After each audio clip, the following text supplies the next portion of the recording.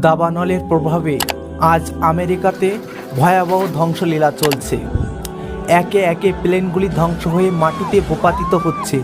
মনে পড়ে সেই দিনের কথা, যেই দিন তোমরা গাজাবাসীকে নরকের স্তূপে পরিণত করতে চেয়েছিলে।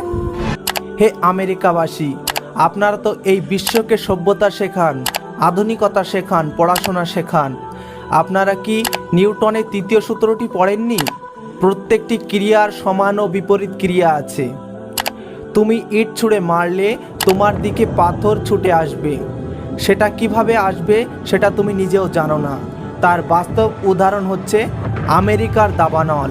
আমেরিকাতে দাবানলের প্রভাবে লস অ্যাঞ্জেল, ক্যালিফোর্নিয়া ধ্বংসস্তূপে পরিণত হয়েছে। প্রত্যেকটা কোনায় কোনায় আগুনে ছেয়ে গিয়েছে। আমেরিকা গাজাবাসীদের উপরে নিজে হাতে ধ্বংসলীলা চালাচ্ছিল। তার প্রতিশোধ হিসেবে প্রকৃতির দাবানল আমেরিকার উপরে ধ্বংসলীলা চালাতে শুরু করেছে।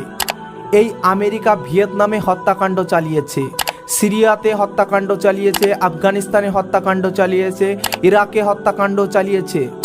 গাজা থেকে শুরু করে সারা বিশ্বে হত্যাকাণ্ড চালাচ্ছে।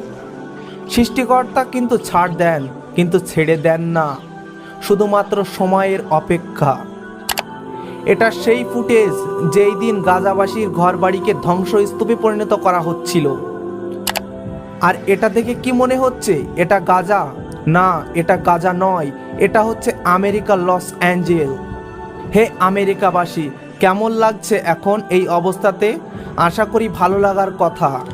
তাদের পশু পাখিগুলি ছুটে পালাচ্ছে, তাদের পালানোর কোনো জায়গা নেই, কোনো পথ খুঁজে পাচ্ছে না। আপনি যেদিকেই তাকান না কেন সেদিকেই দেখবেন শুধু আগুন আর আগুন। গাছপালাতে আগুন, ঘরবাড়িতে আগুন, পাহাড়ে আগুন, জঙ্গলগুলোতে আগুন, বন্দরে আগুন, শুধুই আগুন আর আগুন। মানুষ ছোটে পালাচ্ছে, তাদের দিশাহীন হয়ে পড়েছে। বিল্ডিংগুলি একে একে ধসে পড়ছে। মনে পড়ছে সেই দিনের কথা, যেই দিন গাজাবাসীকে তোমরা খাদ্যহীন, বস্ত্রহীন, গৃহহীন করে ছেড়েছ। এখন আপনাদের কেমন লাগছে?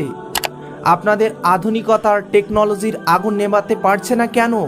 বিখ্যাত হলিউড, এটা কি অবস্থা তার? হাই আফসোস, তোমরা কি ভুলে গিয়েছো তোমরা এই বিশ্বকে কোন অবস্থায় ছেড়েছ? তোমরা নিজেদের ক্ষমতার দাপটে সারা বিশ্বকে ধ্বংসস্তূপে পরিণত করতে চেয়েছিলে, সারা বিশ্বকে তোমাদের গোলাম বানাতে চেয়েছিলে। একদিন তোমাদের ধ্বংস অনিবার্য হয়ে দাঁড়াবে। সেই সময় খুব শীঘ্রই আপনাদের সামনে ঘনিয়ে আসছে। অপেক্ষা, অপেক্ষা আর অপেক্ষা। হায় আফসোস, সেই দিন তোমরা কাঁদতে থাকবে আর আমরা হাসতে থাকবো।